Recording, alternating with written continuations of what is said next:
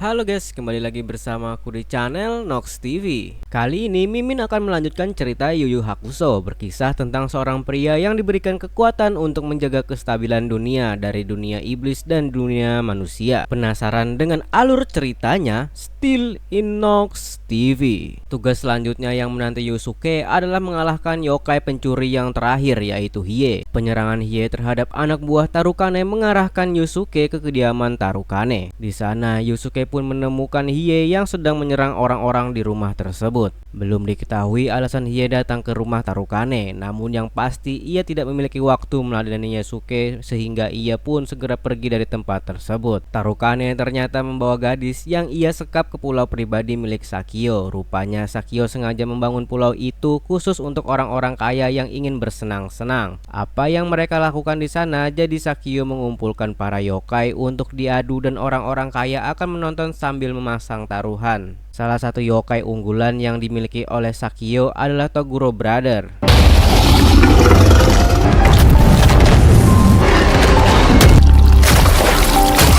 Yang ini adalah Toguro muda dan yang ini adalah Toguro tua. Sesampai di sana, si wanita yang terkurung dibawa ke sebuah penjara. Namun saat kandangnya dibuka, wanita itu sudah tidak ada di sana. Ia ternyata dibawa kabur oleh salah satu anak buah Tarukane yang merasa kasihan melihatnya.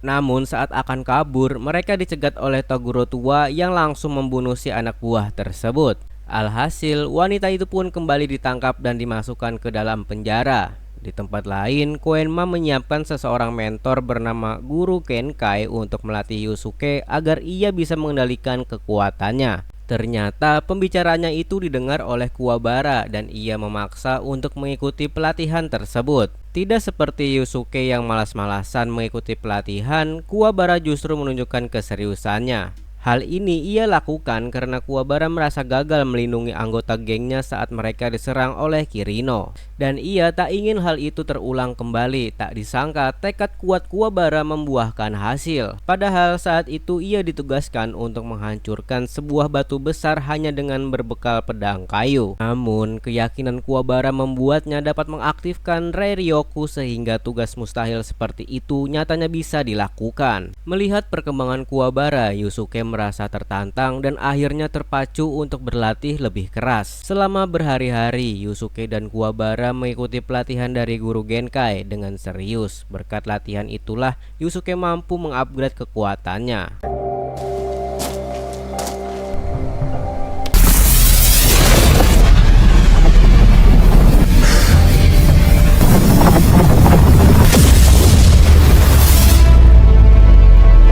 Singkat cerita, setelah berlatih selama beberapa hari, Guru Genkai akhirnya memberikan kekuatan Reko Gyoku miliknya kepada Yusuke. Ia melihat perkembangan Yusuke selama ini dan ia yakin Yusuke adalah orang yang tepat untuk mendapatkan kekuatan itu. Guru Genkai menitipkan harapan besar di pundak Yusuke, berharap Yusuke bisa menggunakan kekuatan tersebut untuk menyelamatkan umat manusia. Dan pada malam harinya, Guru Genkai didatangi oleh Toguro muda. Tak disangka dahulu keduanya berlatih ilmu bela diri bersama-sama. Namun Toguro muda membuat kesepakatan dengan iblis yang membuatnya kuat dan awet muda. Setelah mengetahui kekuatan Reko Gyoku telah diwariskan, Toguro muda merasa Guru Genkai sudah tidak berguna, sehingga ia pun tak segan langsung membunuhnya. Di dalam lubang, Sakio menciptakan sebuah alat yang bisa menghancurkan pembatas antara dunia manusia dan dunia iblis. Ilmuwan yang mengerjakan alat itu berkata bahwa mereka membutuhkan lebih banyak tambahan uang jika ingin mempercepat proses pengerjaan. Oleh sebab itulah Sakio memutar otak untuk mendapatkan uang banyak dalam waktu yang singkat.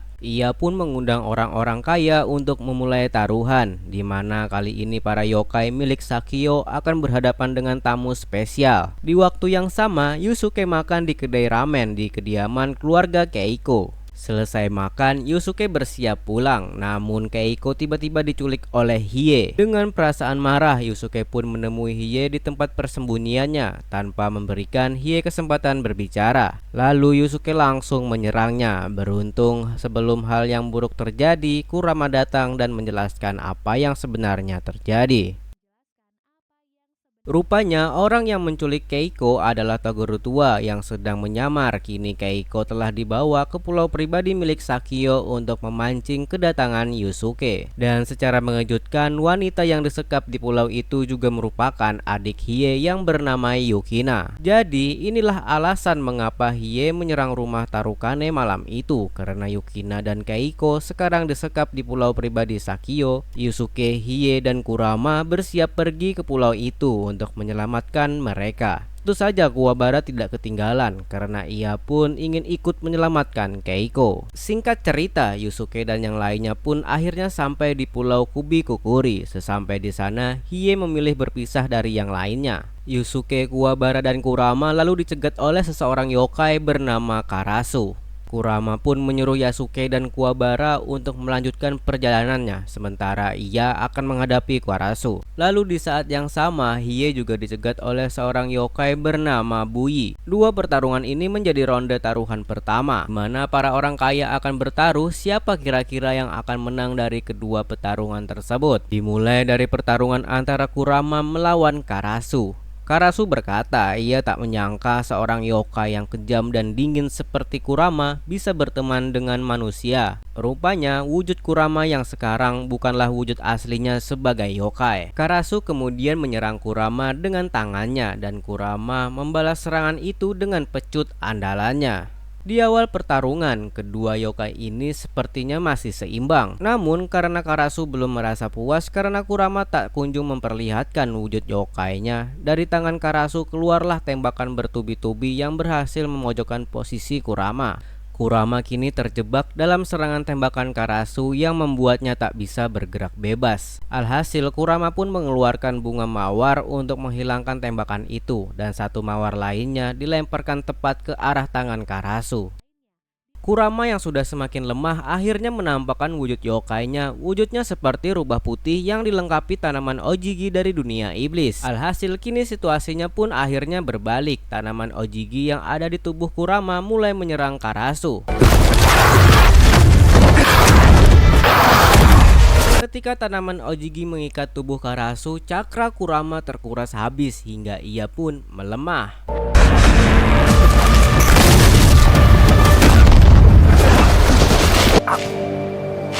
Namun tiba-tiba Kurama tertawa karena ternyata bunga mawar yang sebelumnya tertancap di tangan Karasu adalah rumput Shimaneki. Rumput Shimaneki adalah tumbuhan parasit yang menancapkan akarnya ke dalam tubuh makhluk hidup. Kalau Kurama mengatakan kata tertentu, tumbuhan itu akan tumbuh besar dan menghancurkan tubuh makhluk hidup dari dalam. Kini parasit itu telah tersebar di dalam tubuh Karasu. Hal itu pun membuat Karasu merasa kesakitan dan dengan satu kata yaitu matilah. Akar rumput Shimaneki menghancurkan seluruh organ tubuh Karasu dalam sekejap. Di pertarungan lain, Hie berhadapan dengan Bui. Bui menggunakan baju zirah dan membawa sebuah kapak besar. Sementara Hie bertarung menggunakan pedang. Dari segi senjata, memang Hie kalah telak hingga ia pun kewalahan menghadapi Bui. Meskipun begitu, Hie yang bergerak lincah ternyata mampu menemukan celah untuk menyerang Bui hingga baju zirah dan kapak besarnya pun akhirnya rusak. Bui kemudian melepaskan baju zirahnya itu dan memperlihatkan wujud yokainya. Karena sudah terpojok, ia pun mengeluarkan satu jurus andalannya untuk mengalahkan Bui. Meskipun karena hal itu, tangan kanan Hie terluka sangat parah.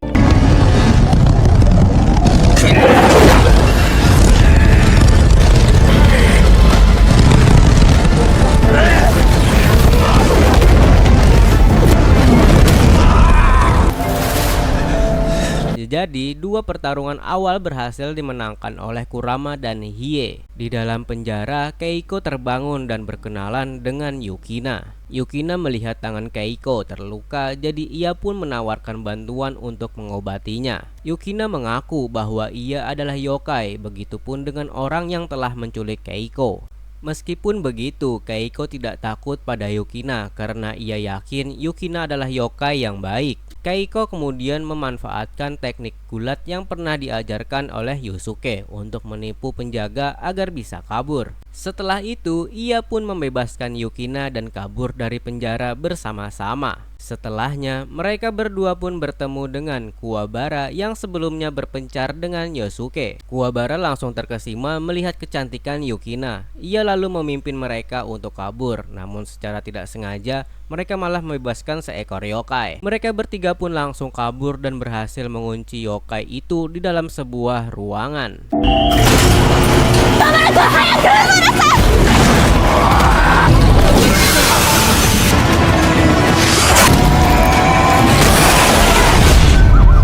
Setelah itu, Kuwabara, Keiko, dan Yukina kabur ke tempat lain, namun mereka malah dicegat oleh Toguro tua. Kekuatan utama yang Toguro tua miliki adalah dapat beregenerasi sehingga meskipun sudah diserang berkali-kali, ia dapat kembali ke wujud aslinya. Sementara itu, Yusuke masuk ke dalam arena pertarungan.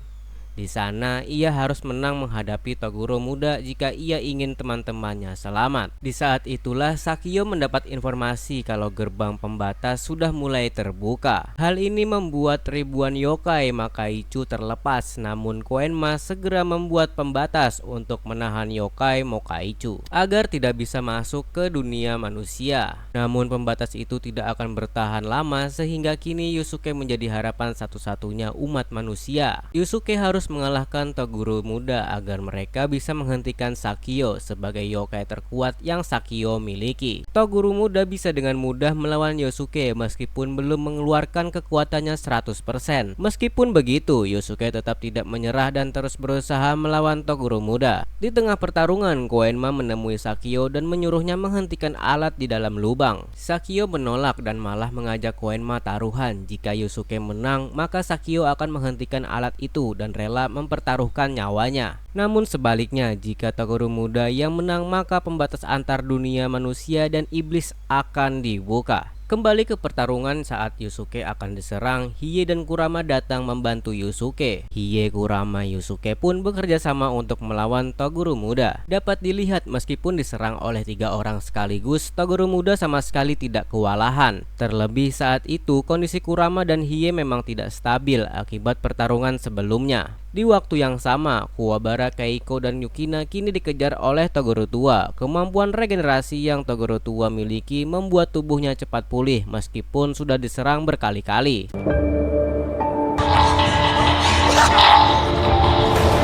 Sementara itu, perjuangan Yusuke dan yang lainnya masih terus berlanjut. Kali ini Yusuke menggunakan Regan untuk membalas serangan Toguro muda. Mereka berpikir Toguro muda bisa dikalahkan dengan jurus itu, namun ternyata dugaan mereka salah besar. Karena Toguro muda tidak terluka sedikit pun. Tak lama kemudian, Kuwabara dan yang lainnya pun tiba di arena pertarungan utama.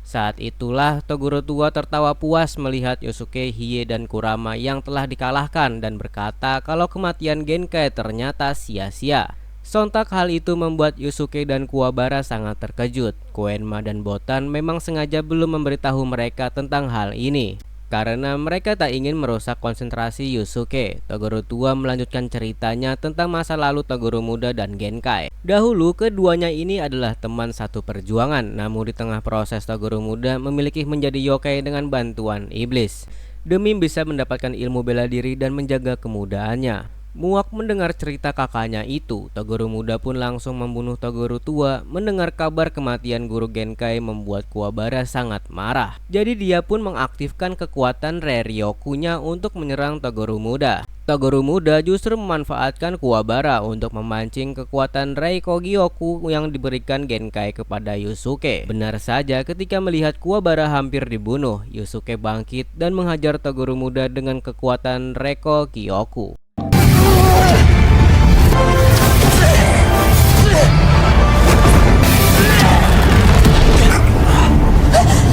Setelah diserang Toguro muda, ternyata belum mati, namun ia berubah menjadi wujud yokai. Toguro muda pun menunjukkan kekuatan sejatinya, di mana ia bisa menyerang musuh hanya dengan satu petikan jari. Botan mengabari Koenma bahwa ia telah mengetahui alasan mengapa Toguro memutuskan untuk menjadi yokai. 50 tahun yang lalu, murid-murid bela diri Toguro dibunuh oleh seorang yokai bernama Kairen. Yokai itu muncul untuk bertarung melawan Toguro dan setelah menang ia memakan semua murid Toguro. Hal itu pun membuat Toguro berambisi menjadi lebih kuat hingga ia rela merubah dirinya menjadi yokai. Saat ini Toguro ingin melihat kekuatan Rekogyoku Yusuke secara maksimal. Jadi ia pun dengan sengaja menyerang Keiko dan Yukina untuk memancing amarah Yusuke. Hiei, Kurama, dan Kuwabara berusaha menahan Toguro, namun nyatanya mereka tak sanggup menghadapinya. Alhasil saat Kuwabara berdiri melindungi Keiko dan Yukina, ia pun diserang sampai sekarat. Sontak hal itu berhasil memancing amarah Yusuke dan otomatis kekuatan Rasengannya itu berada di titik maksimal. Dengan kekuatannya itu, ia pun berhasil memberikan serangan mematikan yang sangat besar hingga dengan serangan itu Yusuke berhasil membunuh Toguro.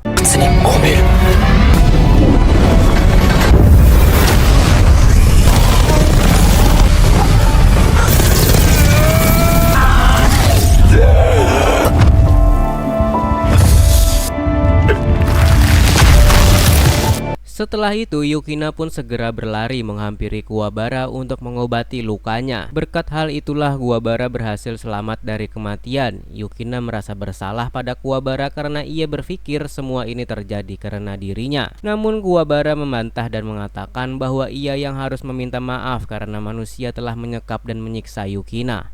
Namun keberadaan Kuwabara, Yusuke, dan Keiko bisa membuktikan bahwa tidak semua manusia itu jahat. Karena tujuannya telah tercapai, Hiei pun menyerahkan pisaunya kepada Kurama. Dengan kematian Toguro, alat pembatas otomatis dimatikan dan sesuai janjinya, Sakio juga menembak dirinya sendiri. Setelah mati, Toguro menghukum dirinya sendiri dengan masuk ke neraka yang paling dalam. Di perjalanan, Genkai sempat menyapa Toguro karena ia merasa simpati pada sahabat lamanya itu. Toguro pun meninggalkan pesan bahwa Yusuke Urameshi akan menjadi jauh lebih kuat. Namun jika tidak bisa mengendalikannya, Yusuke akan berakhir seperti Toguro. Dan di akhir film dengan memperlihatkannya pertemanan antara Yusuke, Keiko, Yukina, Kuwabara, Hiei, dan Kurama. Dan film pun berakhir.